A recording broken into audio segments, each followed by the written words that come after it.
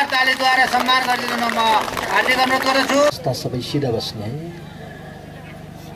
सबै सिधा बस्ने। जीवनमा 3टा कुरा याद गर्नुहोला। बस्दा सिधा बस्नुपर्छ, हिँड्दाखेरि सिधा भएर हिँड्नुपर्छ,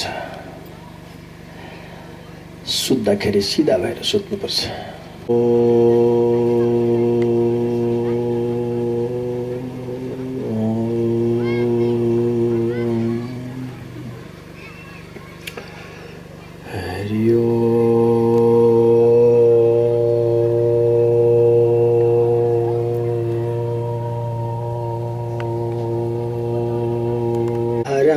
भुजगेन्द्रहारं सदा वसन्तं हृदयारविन्दे भवं भवानी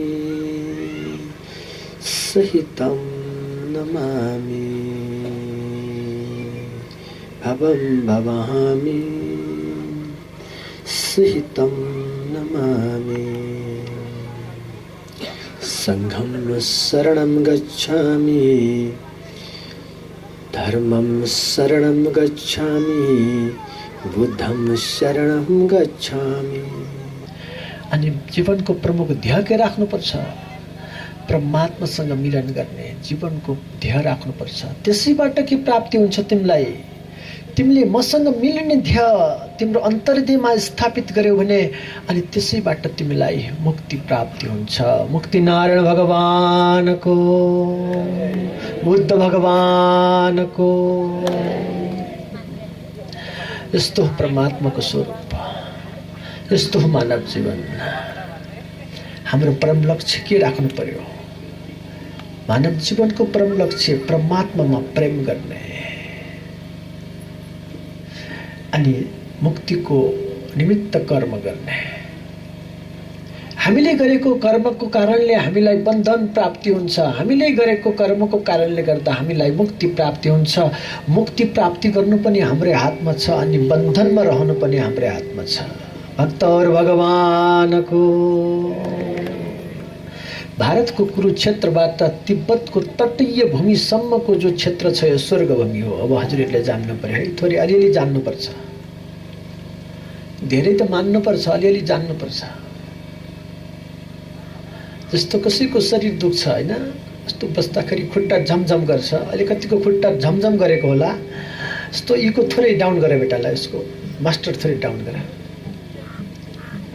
बस्दाखेरि कसैको शरीर दुखेको होला, हाई अल्टिट्युडमा छौँ हामी, कसैको टाउको दुखेको होला हैन, कसैको शरीर दुख्छ। अनि कुनै एउटा सन्त महात्मा योगी आएर तपाईलाई के भनिदिन्छ, तपाईले आकाश यानी कि यो अग्नि तत्त्व र वायु तत्त्वलाई जोड्नुहोस्, तपाईको शरीर दुख्ने बिमार सन्चो हुन्छ भनेर कसैले भनिदियो। तपाईले निरन्तर रूपमा 3 महिनासम्म त्यो अभ्यास गर्नुभयो भने तपाईको शरीर दुख्ने बिमार सन्चो भएर जान्छ। तपाईले त्यो कुरो मान्नुभयो, स्वीकार गर्नुभयो। जसले स्वीकार गर्न सक्छ त्यो मान्छे सुखी हुन्छ, जसले स्वीकार गर्न सक्दैन त्यो मान्छेलाई सुख प्राप्ति हुँदैन। बुद्ध भगवानले यही उपदेश दिनुभएको छ, तिमीले मलाई स्वीकार गर बेटा। तपाईहरु जस्तै सुकुमारी पार्वती मातालाई ल्याउनु भयो। माताजीहरु सबै सीताका अंश हुन्, माताजीहरु सबै अरुन्धतीका अंश हुन्, माताजी सबै दुर्गाका अंश हुन्, माताजीहरु सबै दैवी शक्तिका अंशहरू हुन्, पिताहरु सबै भगवानका अंश हौं हामी। यो संसार यसरी यस्तो दृष्टिबाट हेरियो भने संसारमा नवसृष्टि आरम्भ हुन्छ। यस्तो दृष्टिबाट हेर्न सकिएन भने संसारमा नवसृष्टि होइन, भएको सृष्टि पनि ध्वस्त विध्वंस भएर जान्छ। जसरी भूकम्पले आज हामीलाई विध्वंस पारिदियो, किनकि हामीले शुभ कार्य गर्न सकेनौं, शुभ दृष्टिबाट हेर्न सकेनौं, हामीमा प्रकृति विपत्ति पर्यो। हामी सबैले प्रकृति, मनुष्यको स्वभाव नै प्रकृतिको विरुद्धमा चल्नु हो। आज हामीलाई प्रकृतिबाट जो विपत्ति परेको छ यसलाई पनि हामी सामना गर्नको लागि परमात्मा शिवजी अनि परमात्मा भगवान गौतम बुद्धको शक्ति हामीले आर्जन गर्नुपर्छ। भक्तहरु भगवानको। टन्टेङ मन्टेर बिहा गरेर ल्याएपछि शिवजीको घरमा पहिला को जन्म्यो थाहा? हृदय शुद्धि गर हाँस्ने मान्छे र नाच्ने मान्छेलाई जीवनमा कहिले दुःख आपत्ति विपत्ति कुनै प्रकारको कष्ट पर्दैन। तपाईँले हाँस्ने प्रयत्न गर्नुहोस्, किनकि ब्रह्माजीका करोडौं अरबौं सृष्टिहरू मध्ये हाँस्ने एउटा शक्ति मात्र ब्रह्माजीले मनुष्यलाई दिनुभएको छ। तपाईँको घरमा पालेको कुखुरो हाँस्छ कि हाँस्दैन? तपाईँको घरमा पालेको गाई हाँस्छ, तपाईँको घरमा पालेको भैँसी पनि हाँस्छ। परमात्माका सन्तानहरू हौँ। परमात्माको सन्तानमा कोही दलित हुँदैन, कोही ब्राह्मण हुँदैन। जो ब्रह्मको तलमा जिउँछ त्यो ब्राह्मण हो, जो कर्मको तलमा जिउँछ त्यो दलित हो। भक्तहरू भगवानको तपाईँले बिहान उठेर बालबच्चाको सेवा गर्नुभयो, भकरा फाल्नु, गाईको भकरा फाल्नुभयो, आमा बाउको बिछाउमा रहेको दिशा पिसाब सोर्नुभयो भने तपाईँ त्यतिखेर कर्मको तलमा जिउनुहुन्छ, तपाईँ त्यतिखेर दलित बन्नुहुन्छ। सबको जगाता है, अंतर आत्मा का जो भय है ना उसको भगाता है।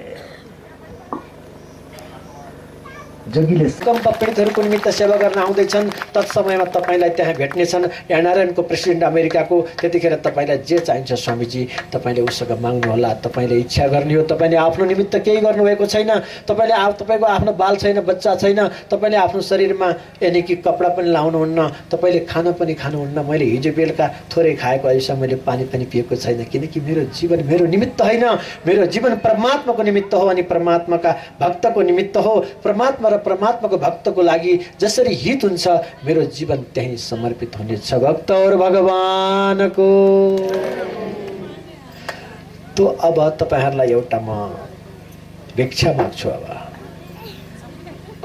भिक्षा माग्न हाम्रो धर्म कमाउने, रमाउने, धमाउने, त्यसपछि अरूलाई दिने, जीवनमा कहिले पनि परमात्मासँग के भन्ने भने मलाई कहिले पनि कुनै कुरो माग्न नपरोस्, परमात्मासँग यही भन्ने, कुनै कुरो माग्न नपरोस् भन्नको अर्थ के हो? अरूलाई दिन मात्रै पाइयोस्। हामीले के हो? परमात्मा सदा अर्कासँग माग्ने शक्ति हामीलाई दिनुहोस्, ताकि अरूसँग मागी हामीले सत्कार्य गरेर अरूको निमित्त हामीले अर्पण गर्न सक्यौं। यहाँ एउटा ईश्वरको प्रतिमा बनाउन सकौं, यो धरतीलाई हामीले ईश्वर तुल्य बनाउन सकौं, स्वर्ग तुल्य बनाउन सकौं, ताकि हजार वर्ष अगाडि आएर अशोकले आएर गौतम बुद्धको यानी कि लुम्बिनीमा एउटा अशोक स्तम्भ गाड्दिनु भयो। त्यो अशोक स्तम्भ हेर्नको निमित्त, दर्शन गर्नको निमित्त आज लुम्बिनीमा विश्वको करोडौं मान्छेहरू आउँछन्। हामीले पनि यहाँ एउटा बुद्धको स्तूप र भगवानको ज्योतिर्लिङ्ग स्थापना गर्छौं। यहाँ पनि हामीले वर्षमा 1 करोड मान्छेहरू ल्याएर यो ठाउँको दर्शन गराउने हामीले सतत प्रयत्न गर्ने छौं। भक्तहरू भगवानको अब एउटा संकल्प गराउँछु तपाईहरुलाई। हामी नेपालीहरू गरिब छैनौं। अहिले भूकम्प पीडितको नाममा पैसाको साथमा बाइबल पठाइएको छ। हामीलाई हाम्रो धर्म, हाम्रो संस्कृति, हाम्रो परम्परा हामीलाई सबैभन्दा प्रिय छ। हामीले हाम्रो बहिनीको खुट्टामा हाम्रो खुट्टाले टच भयो भने, छोयो भने हामी बहिनीलाई भगवान मानेर बहिनीको खुट्टा तानेर हामीले ढोक गर्छौं। यो हाम्रो संस्कार। शिवका सन्तान हौं। यसर्थ अत्याधुनिक टेक्नोलोजीले भरिपूर्ण भएको अमेरिका पनि अहिले के छैन? सुख छैन, शान्तिमय छैन। त्यहाँ पनि अहिले मान्छे यो भाडखोला गाविस अनि फेदी खोला गाविस र आरुखोरका गाविस, यो 3टा गाविसको यो एउटा के हो? प्रमुख स्थान हो, यो पौराणिक स्थान हो। यो 3टा गाविसमा कमसे कम 5 या 15,000 मान्छे त यही रहने मान्छेहरू छ सामान्य पनि, मेरो आफ्नो अन्दाजमा। यी 15,000 मान्छेबाट एकजना व्यक्तिबाट दिनमा हामीले 1 रुपियाँ मात्रै उठाउने अभियान सञ्चालन गर्यो भने हाम्रो एक दिनमा 15,000 रुपियाँ जम्मा हुन्छ। एक दिनमा 15,000 रुपियाँ जम्मा भयो भने एक महिनामा कति जम्मा हुन्छ? ल कति जम्मा हुन्छ? 4.5 लाख रुपियाँ हाम्रो एक महिनामा जम्मा हुन्छ। यसै गरेर 12 महिनामा कति जम्मा हुन्छ? 12 चौको 48, 50 लाख रुपियाँ जम्मा हुन्छ। आधा करोड पैसा हाम्रो जम्मा हुन्छ।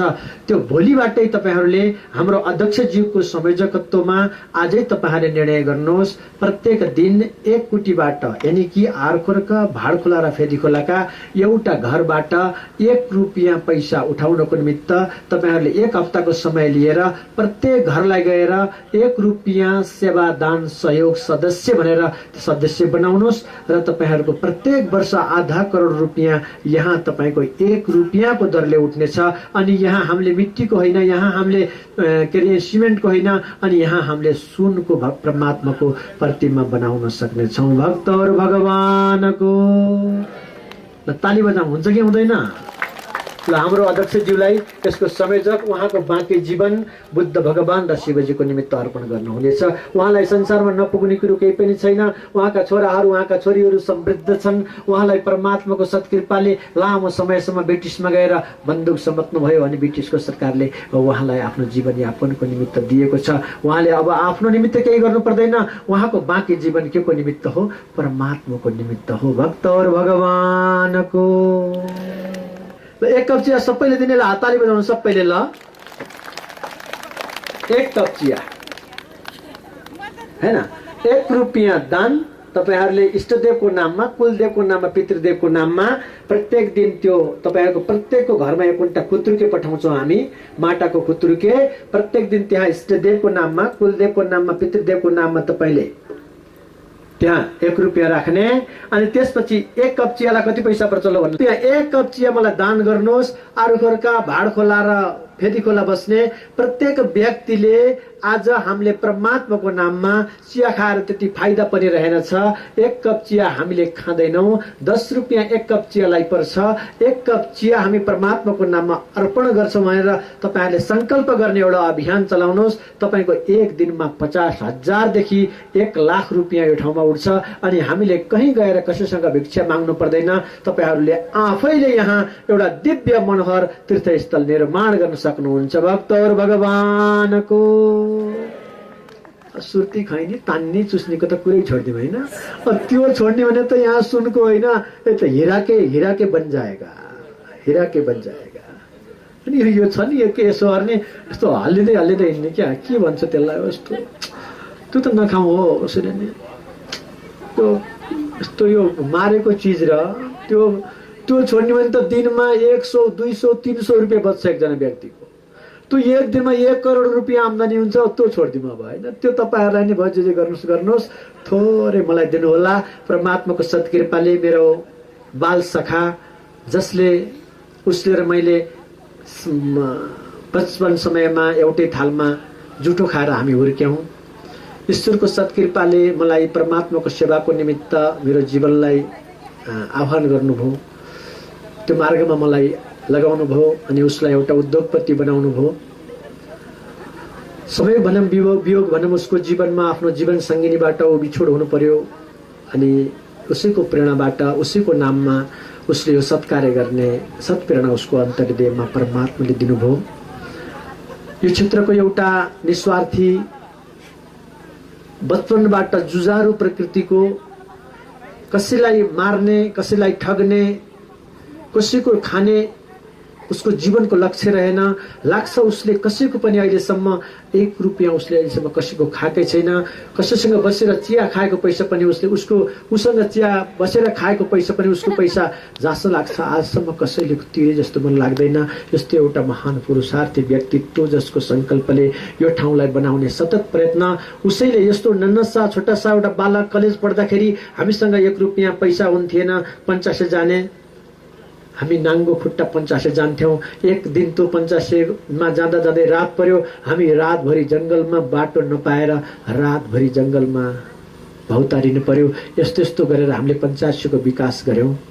एवमृतबाट यसको पनि विकास गर्ने हाम्रो अर्जुनबाट जुन प्रकारको संकल्प भएको छ, उहाँ काङसिङ लामासँग जोड्नु भएको छ। आदरणीय प्रातस्मरणीय एउटा तत्त्व विज्ञ परमात्माको परम भक्त, यस्तो महान व्यक्तित्व जसले संसारका सबै बुद्ध मार्गीहरूले उहाँलाई चिन्छन्, उहाँको सत्कृपा उसलाई मिलेको छ। अनि मलाई पनि एउटा सान्निध्यता प्राप्ति भएको छ। उहाँ र मेरो नाता आजबाट अटुट रहनेछ। दुईटा मुटु होइन, हामी एउटै मुटु भएर परमात्माको सेवा गर्ने संकल्प गर्नेछौँ। अनि अर्जुनको जो विचार छ, विवेक छ, अनि हाम्रो यस्तो एउटा निस्वार्थी व्यक्तित्व जसले यो धामको नेतृत्व गर्नुभएको छ। अनि बाल्यकालमा मलाई खेलाउने पढाउने हाम्रो नारायण गुरु, मोहन बाबा, सबैलाई अनि मेरो यहाँ सहपाठी, मेरो मित्रहरू, म सबैसँग पढेँ हिँडेँ। म तपाईहरुको साथी हुँ। म हर्क बाबु, यो जो बच्चा छ नि अहिले मसँग प्रवचन गरे, दलित भनेर प्रवचन गरे बिचारा, उसँग त म गएर बसेको छु, खाएको छु। मेरो अन्तर्हृदयको बच्चा जस्तै लाग्छ, धेरै माया लाग्छ। अनि हजुरहरूले देख्दाखेरि मेरो आमाको झल्को मेटिएको छ, बाबाहरूलाई देख्दा पिताजीको झल्को मेटिएको छ। यो स्थान म बाल्यकालमा क्रीडा गरेको स्थान हो। यो स्थानको मलाई धेरै माया छ। यो स्थानले मलाई ऋण लगाएको छ। यो स्थानले लगाएको ऋणमा परमात्माको सेवा गरेर यो स्थानले लगाएको मेरो मातृभूमिको ऋण म तिर्नेछु। हरि ओम तत्सत। सत्यनारायण नारायण नारायण। मलाई फेरि उहाँ आज पूर्णिमाको दिन धेरै कार्य मेरो थियो, मैले छोडेर आउनु पर्यो। भोलि बिहानै मेरो अरू प्रोग्रामहरू छ, भेटघाटको कार्यक्रमहरू छ। यसर्थ अब हाम्रो आदरणीय लामाज्यूले हजुरहरूलाई आफ्ना सतवाणीहरू बुद्ध सदा सर्वदा म तपाईँहरूसँगै छु। सुझाव सल्लाहको निमित्त हाम्रो दूरभाषामा संवाद भइरहन्छ। म यो स्थानको सेवाको निमित्त म आफ्नो जीवन लगाउने छु। यही संकल्पको साथमा बिदा हुन्छु। हरिओम तत्सत। नारायण नारायण। सबैको जय।